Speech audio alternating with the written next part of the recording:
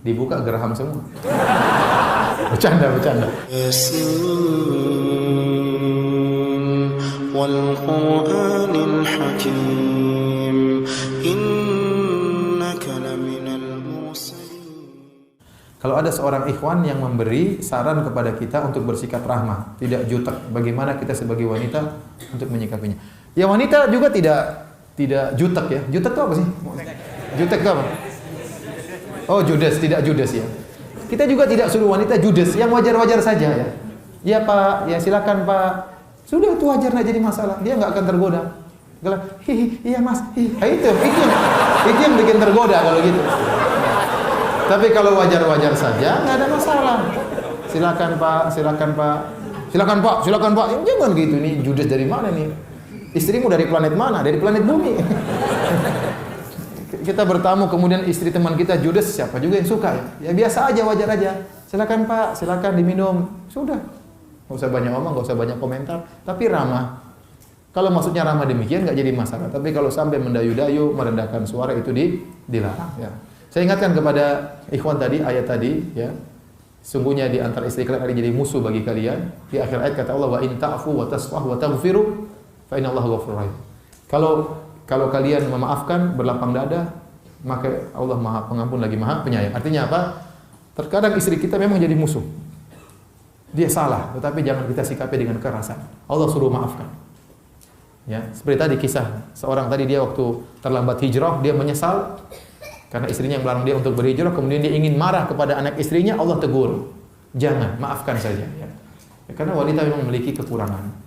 Kalaupun istri kita pernah salah mengajari kita pelit, jangan pulang-pulang dari pengajian kita marah-marah, gara-gara kamu, jangan.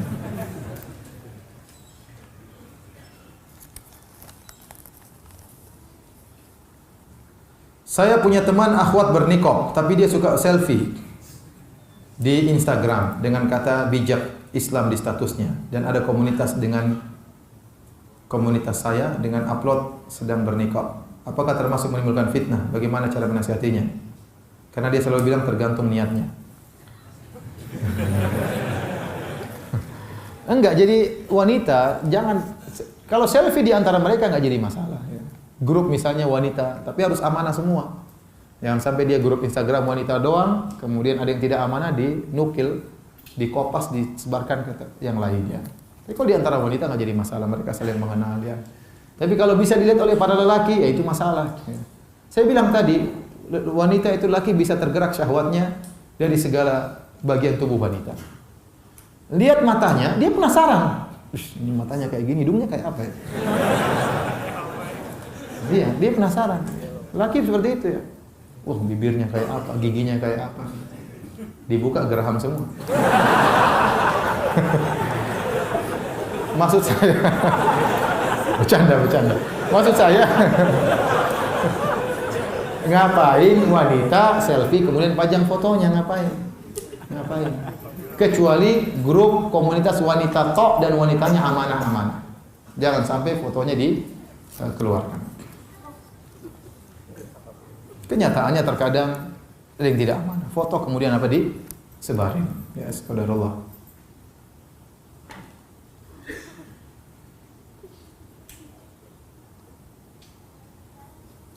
Ustaz, saya ingin bertanya, waktu itu saya ingin beli bakso yang lewat keluar di depan rumah saya. Saya lupa mengenakan cadar dan kaos kaki karena terburu-buru. Takut baksonya pergi kan? Dan suami sedang bekerja, tidak ada di rumah. Biasa beliau yang mengingatkan saya. Lalu pas sudah keluar, sudah pesan baksonya, saya baru ingat tidak pakai cadar dan kaos kaki. Itu bagaimana? Ya enggak sengaja. Qadarullah. Enggak jadi masalah. Lain kali jangan diulang.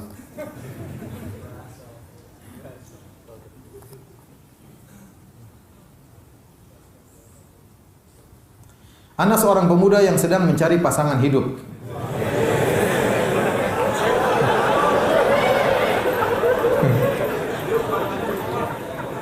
Lantas Ana sering memandang wanita soleha yang memakai jilbab, entah itu di jalan atau di tempat yang lainnya. Apakah Ana salah dengan memandangnya dengan niat mencari calon istri? Bukankah mencari calon istri juga dilihat dari kecantikannya? Iya, tapi bukan lihat di jalan. Jadi itu melihat, mencari dulu informasi, kalau sudah cocok baru nador. Bukan di depan kantor ngelihat. Itu nador melulu namanya, bukan nador. Nador itu tidak syar'i. Nador yang syar'i itu kita mencari informasi, ditunjukkan seorang wanita, baru kita menador. Bukan semua cewek kita lihat. Istri orang pun kita nador. Buat itu istri orang sudah nikah. Nador ngapain? Nador istri orang.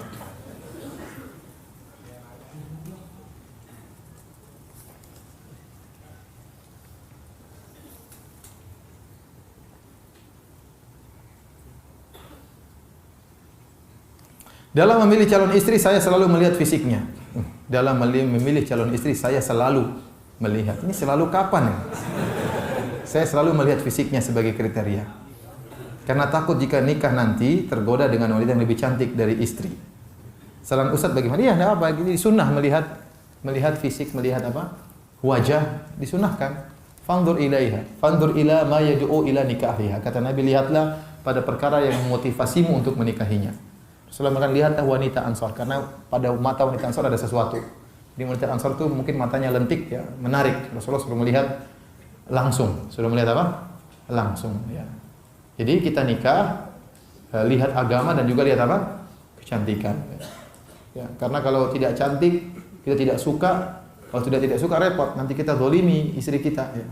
Enggak suka kita ngomelin terus, marahin terus ya. Kenapa kita enggak suka? Maka kita berusaha menikah dengan wanita yang kita sukai.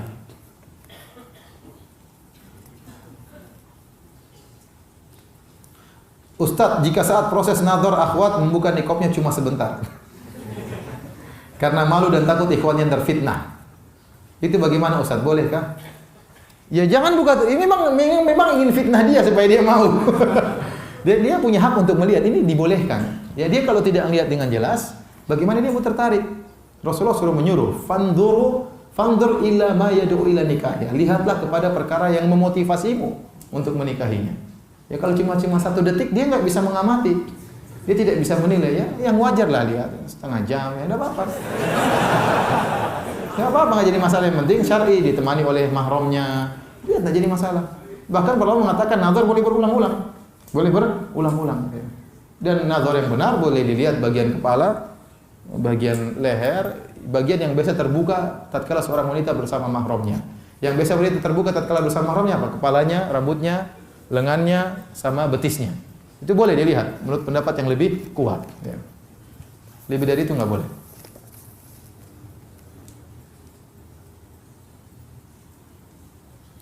Dahsyatnya fitnah wanita memang luar biasa. Walaupun dengan lelaki yang sudah menikah.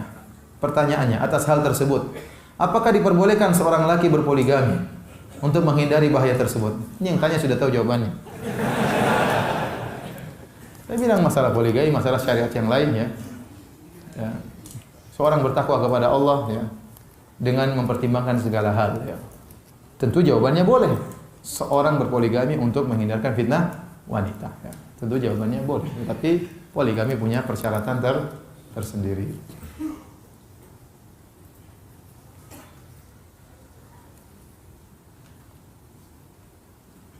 Jika ada seorang ikhwan menyukai seorang akhwat, ya jelaslah, ikhwan suka akhwat.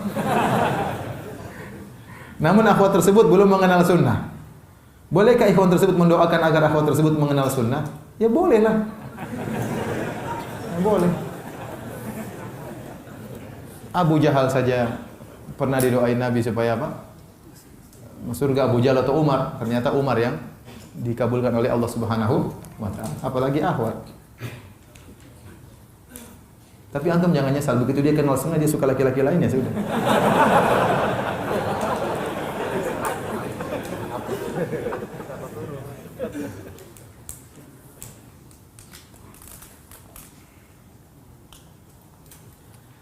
Bagaimana jika ada ikhwan yang ingin melamar seorang akhwat, tapi si akhwat belum siap untuk menikah karena ada hal lain, namun ikhwan tetap kekeh ingin menikahinya? Ya sudah, selamat bersabar. Beri masukan kepada akhwat supaya segera ya. Tapi kalau dia tidak mau ya urusan dia. Ya. Ini kalau yang tanya bujangan semua ini. Afwan Ustadz, apakah boleh mewarnai rambut untuk bercantik diri depan suami? Ya boleh, boleh. Warna apa saja boleh. Tak boleh warna hitam untuk menutup apa? Kecuali warna hitam untuk menutup apa? Uban. Itu pun kata sebagian ulama untuk wanita boleh. Ada khilaf terhadap wanita. Tetapi saya katakan sebaiknya warna yang lain. Ustaz, apakah wanita yang memakai jilbab lebar tapi berwarna cerah seperti warna pink, hijau muda termasuk wanita yang bawa fitnah? Tergantung kepada masalah warna, syariat tidak pernah menentukan. Tidak ada harus warna hitam, tidak ada harus warna putih, maka masalah warna jilbab kembali kepada uruf, kepada tradisi masyarakat. Setahu saya tradisi masyarakat Indonesia warna bebas. Setahu saya tradisi masyarakat Indonesia warnanya apa? Bebas, mau merah, mau hijau, mau kuning biasa. Yang penting tidak menarik apa? Perhatian. Jadi tidak mengapa.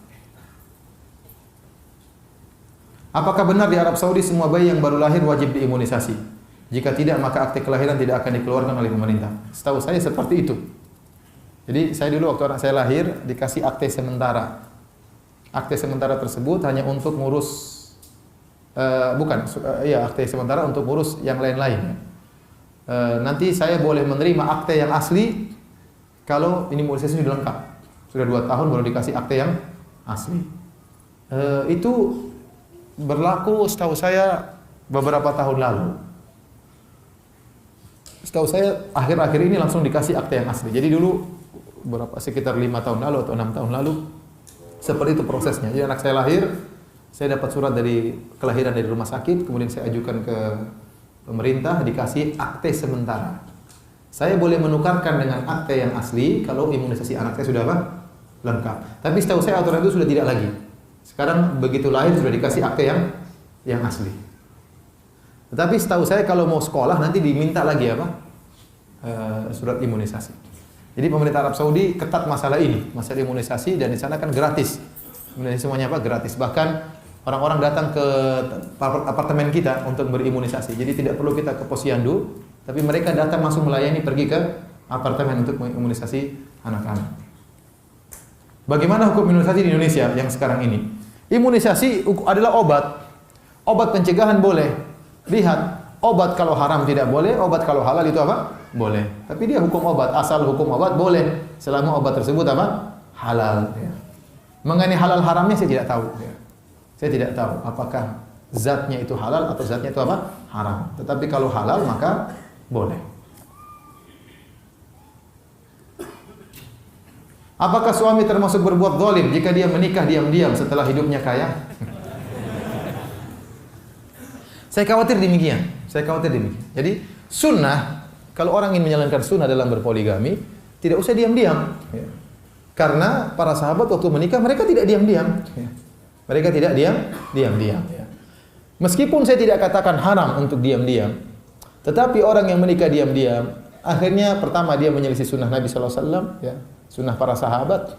Yang kedua, dia akan terjerumus dalam banyak kebohongan yang tidak perlu. Yang ketiga, seandainya dia meninggal, nanti akan terjadi keributan. Anak dari istri pertamanya ribut dengan anak istri keduanya. Istri pertamanya jelas ribut sama istri keduanya. Tapi anak-anaknya khawatirnya rebut-rebutan harta. Dia merasa ayahnya tidak, inilah macam-macam lah. Ya, dan kita bahwasanya anak-anak kita harus saling mengenal dari ibu yang berbeda. Maka saya sangat tidak menganjurkan kalau ada orang menikah dengan diam-diam. Kalau menikah ya sudah terus terang saja, terima risiko yang ada.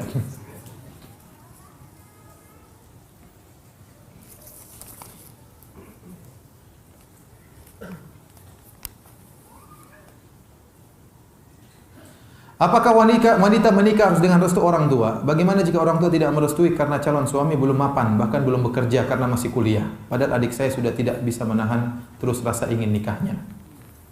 Jadi, jadi wanita tidak boleh menikah kecuali dengan walinya, ya.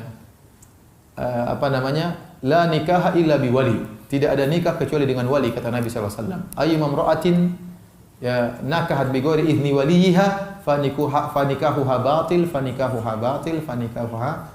Kata Nabi, wanita mana saja yang menikah tanpa izin walinya, maka nikahnya batil. Nikahnya batil, tidak sah.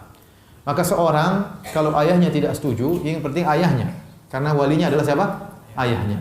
Ayahnya tidak setuju, maka dia harus sampaikan kepada, tidak usah malu-malu. Bilang, kalau ayah tidak izinkan, saya khawatir terjerumus dalam hal yang tidak saya inginkan. Sampaikan, ya, nangis depan ayahnya sampai ayahnya izinkan, ya. Adapun ayah tidak izinkan karena calonnya belum kerja itu wajar. Itu namanya ayah sayang sama kita. Ya. Suaminya belum kerja, kemudian nanti yang kasih makan kamu siapa ya? Ayah dong. Ya, itu wajar. Ya, itu kewajaran seorang ayah takut anak putrinya nikah sama laki-laki yang tidak punya pekerjaan. Tetapi kalau ada sebab yang lain, dia takut berzina dan macam-macamnya, dan dia sampaikan kepada ayahnya, insya Allah suami saya bertanggung jawab, sementara dia akan dibantu oleh orang tuanya misalnya, ya kasih pemahaman kepada ayah, maka tidak mengapa. Ya.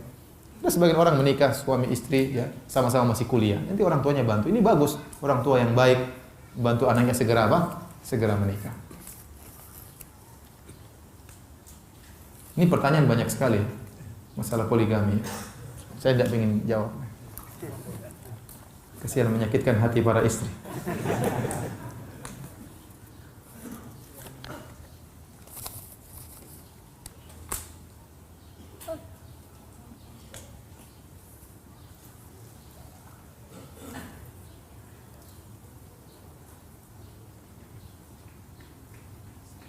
Ustadz, bagaimana kalau suami ingin dilayani saat anak-anak masih beraktivitas?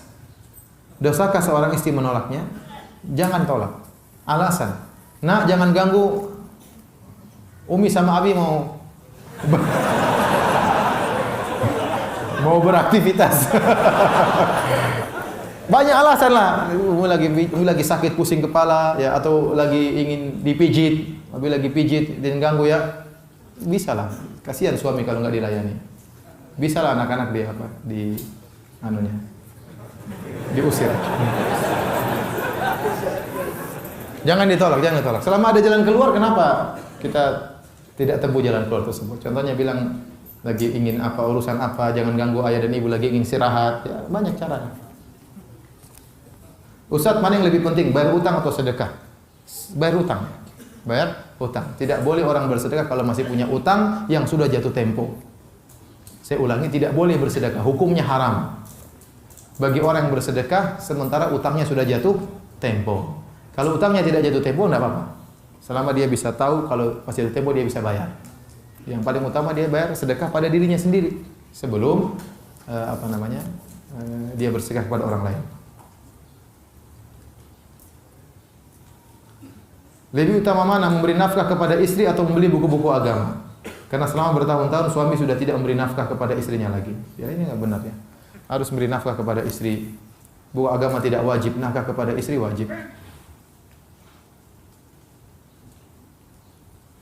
Akhir-akhir ini suami ana sering sekali berkomentar tentang teman ana yang sudah bersuami juga di depan ana. Seperti dia berkata, perasaan kemarin masih muda kok sekarang.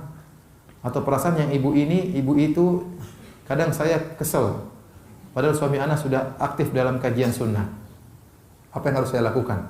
Dan tolong nasihatnya. Bilang, sayangku, jangan kau jadi pemerhati istri orang lain. Mau sudah tua, kelihatan muda, nggak usah dikomentar lah. Saya cemburu. Bilang itu. Saya apa? Saya cemburu. Saya nggak suka. Itu kan nggak bagus. Kalau suaminya dengar juga inti komentar istrinya, kan suaminya marah. Dibilang suaminya, istrinya sudah tua.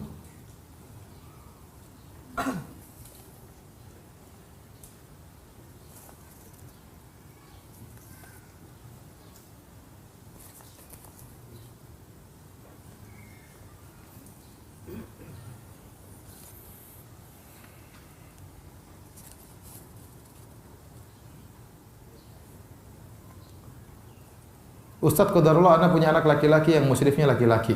Karena suami sibuk, ana yang lebih aktif menghubungi musyrif. Ana agak menjaga agar tidak terjadi fitnah hati. Bagaimana sebaiknya? Ya, kalau kita khawatir fitnah hati, enggak usah hubungi musyrif tersebut. Suruh suami yang hubungi.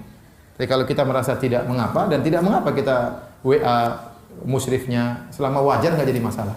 Karena asalnya suara wanita bukan aurat, apalagi sekedar tulisannya. Selama itu yang apa? Yang wajar. Tapi kita kalau sudah merasa terfitnah, jangan. Ya, jangan kita hubungi.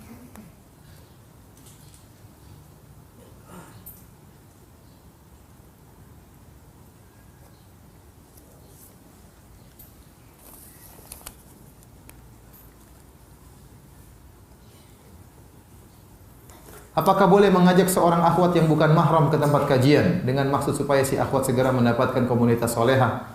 Karena akhwat ini baru proses hijrah dan tidak mempunyai komunitas akhwat solehah. Tidak apa-apa.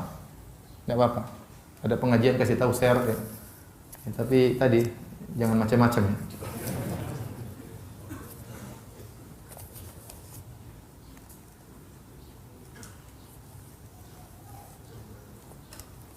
Ustadz, ada yang mengatakan bahwasanya bumi diciptakan dari nurnya Muhammad. Enggak benar ya. Enggak ada dalilnya. Bumi sudah ada sebelum Nabi Muhammad ada.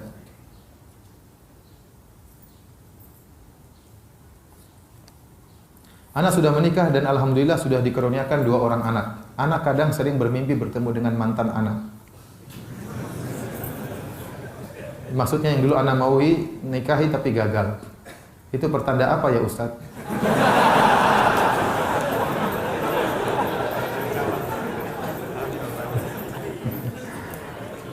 Apalagi mimpi ketemu mantan habis diomelin istri. Waduh. Enggak usah tanda apa-apa ya, udah anggap aja lewat. Anda udah dikasih yang halal, jangan cari yang haram. Kata di antara doa Nabi, Allahumma kfini bihalalika an haramika. Ya Allah, cukupkan aku dengan yang halal dan jauhkan aku dari yang apa? Yang haram. Sudah dikasih istri yang halal, jangan cari-cari yang haram.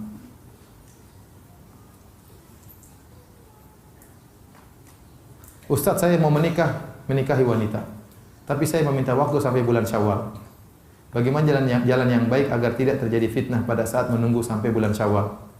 Saya pun tidak pacaran, tapi kita sudah sepakat mau menunggu sampai Syawal. Ya sudah, tunggu aja. Enggak usah macam-macam ya. Tunggu saja.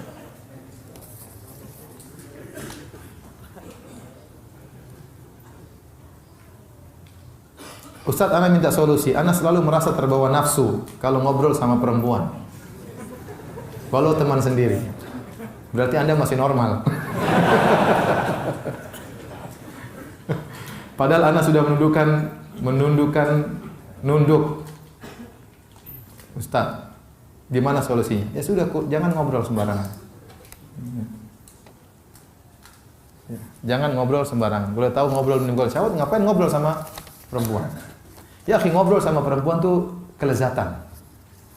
Orang kadang telepon sampai setengah jam sama istri orang lain. 1 jam sama, karena ada kelezatan, ada setan hadir di situ. Makanya dihiasi lezat. Ngobrol sama istri, cepat sayang.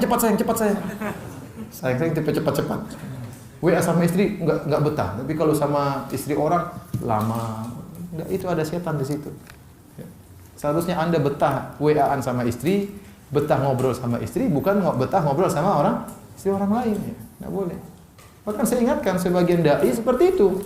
Telepon sama perempuan setengah jam, ngapain? Itu istri orang. Telepon setengah jam, tanya, Ustaz ini setengah jam ngomong apa aja.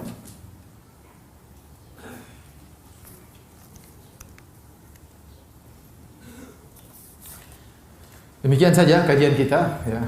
Kurang lebihnya saya mohon maaf ya. Semoga Allah Subhanahu wa taala sebagaimana mempertemukan kita di masjid ini, semoga Allah pertemukan kita di surganya kelak. Amin ya rabbal alamin.